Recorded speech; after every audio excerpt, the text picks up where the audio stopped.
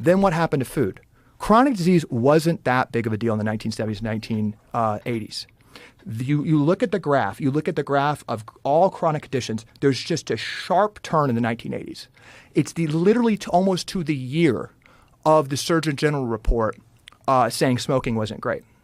So the second that report came out, Philip Morris and R.J. Reynolds were two of the largest companies in the world. It wasn't like Microsoft and Google on the top companies list. It was like cigarette companies. Dopamine is a really good thing to sell, which the tech companies do now. And they used their cash piles. And by 1990, the three largest M&A deals in American history, in world history, were cigarette companies buying food companies.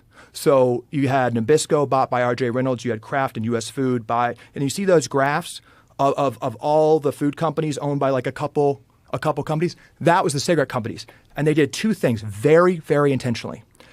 They took over the institutions of trust to say ultra-processed food was healthy, and then they took their scientists and rigged the food itself to make it more addictive. Not to kill kids, but to make it more addictive.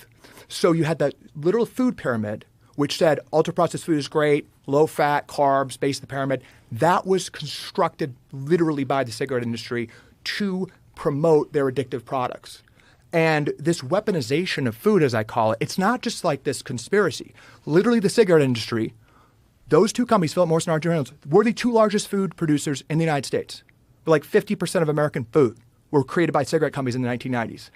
And they have gotten us addicted and weaponized this food, and all chronic conditions have just shot up.